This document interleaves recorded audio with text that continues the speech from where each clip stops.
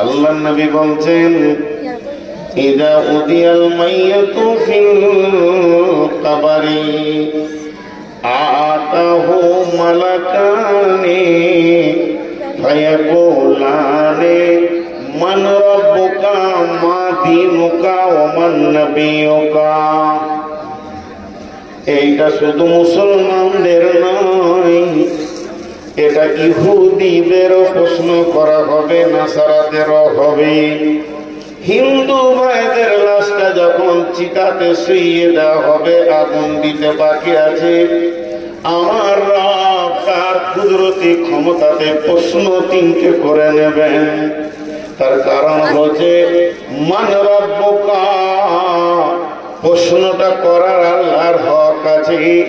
যেদিন আমরা আদমের পিঠ থেকে পৃথিবীতে এসেছিলাম জান্নাতে, কোরআন বলছেন আল্লাহ তার পবিত্র হাত আদমের পিঠে দিল, আর ঝুরঝুর করে যতগুলি মানুষ বালুর মতো জন্ম নিল আত্মাগুলি, সেখানেই ছিল হিন্দু, সেখানে ছিল মুশরিক, সেখানে ছিল কাফির, সেখানে ছিল ইহুদি, সেখানে ছিল নাসারা, সেখানে ছিল মুসলমান, সেখানে ছিল মুনাফিক, সেখানে মুশরিক, সেখানে কাফির। সকলের সামনে আমার রব বলেছিলেন আলাস্তু বিরাব্বিকুম, আমি কি তোমাদের প্রভু নই? অতএব এই প্রশ্নটা আল্লাহ যেখানেই যাক না কেন, ইহুদির লাশকে যখন দাফন করা হবে, মুশরিকের লাশকে যখন দাফন করা হবে, নাসারার লাশকে যখন দাফন করা হবে, হিন্দুদের লাশ যখন চিতায় তোলা হবে পোড়ানোর আগে, এইভাবে বর্গীদের লাশ সোজা করে যখন পুঁতে দেওয়া হবে, প্রত্যেকটা আত্মা, প্রত্যেকটা মৃত ব্যক্তির কাছে দুইজন ফেরেশতা আসবেন। আতাহু মালাকানে, শুধু এরা মুসলমানের কাছে আসবে আর কারো কাছে আসবে না এটা নয়। আতাহু মালাকানে ফায়াকুলানে, তারা দুজন বলবে মান রব্বুকা মা দীনুকা ওয়া মান নাবিয়ুকা, হে আত্মা তুমি বলো তোমার রব কি, তোমার দ্বীন কি এবং তোমার নবী কি। প্রশ্ন হবে, কিন্তু আমি এখন এই বায়ানটা ধরিনি, এটা আসবে মাঝে, তাও আমি হালকা করে বলে নিলাম। কথায় কথায় একটা হাদিস আপনাদের সামনে চলে আসছে। আম্মা জান আয়েশা বাড়িতে আছেন, আর এক ইহুদি, ইহুদিদের মেয়ে, মেয়েটা মুসলিম নয়, ইহুদিদের মেয়ে ভিক্ষা করতে এসেছে।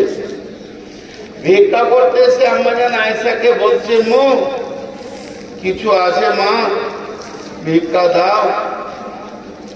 তোর কাছে কিছুই নেই, বাড়িতে খুঁজে দেখছে মাত্র দুটি খেজুর আছে। খেজুর দুটা এনে ওই মেয়েটার হাতে দিল, আর মেয়েটা যখনই খেজুরটা পেল তো ও তখন দোয়া দিচ্ছে আম্মা জান আয়েশাকে। কি দোয়া?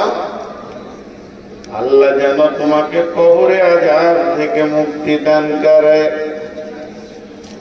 আল্লাহ যেন তোমাকে কবরের আযাব থেকে মুক্তি দান করে।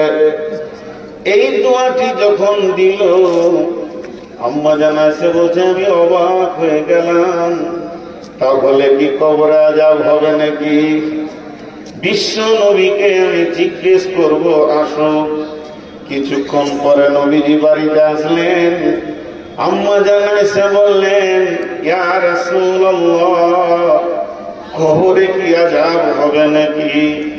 বিশ্ব নবী বললেন, আযাবাল কবরে হাক্কুন, কবরের আযাব হতে সত্য সত্য। আয়েশা রে, কবরের আযাব হচ্ছে বড় সত্য কথা। আয়েশা বললেন, আমাকে এক ইহুদির মেয়ে দোয়াটা দিয়ে গেল, বলে ঠিক আছে, কবরে আযাব হচ্ছে সত্য। এখন ওই মেয়েটি যে বলে গেছেন, আম্মা জানা এসে খেয়াল করে রসুলকে জিজ্ঞেস করলেন, কবরে আযাব সত্য প্রমাণ হয়ে গেল। আম্মা জানা এসে বলছেন, আমি যেন কানটাকে খরস্রোত করে রাখতাম, কানটাকে একদম সিবিআইয়ের মতো করে রাখতাম। বিশ্ব নবী যখন বাড়িতে নামাজ পড়তেন, আমি এমন একটা সালাত দেখিনি, বিশ্ব নবী এমন একটা নামাজ পড়েননি যে নামাজের শেষে কবরের আযাব থেকে আল্লাহর কাছে পানা চাইনি। বন্ধুরা আমার, এর জন্য আল্লাহর নবী আমাদেরকে একটা দোয়া শিখিয়ে দিয়ে চলে গেছেন, আল্লাহুম্মা ইন্নী আউযু বিকা মিন আযাবিল কবরি ওয়া আউযু বিকা মিন ফিতনাতিল মাসিহিদ দাজ্জাল। কবরের আযাব কত মজবুত বন্ধুরে, আল্লাহর নবী শিখিয়ে দিয়ে চলে গেছে।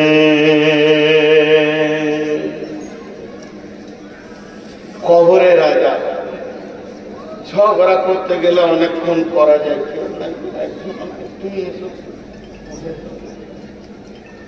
আমার ওই ঘরটা পুরো আমার জ্যাকেটটা নিয়েছে, খুব ঠান্ডা লাগে। ওই যে টিনের তলে জ্যাকেট পাঠাবে পড়ে। তো কবরের আযাব হলো বড় সত্য। এটাকে আবার তালা লাগিয়ে, কবরে আযাব কত কঠিন। এখন একটা ছোট্ট তর্ক, বেঈমানদের মানুষের ব্রেনকে খেয়ে নেয়। একটা গোষ্ঠী বের হয়েছে বাংলাদেশে বেশি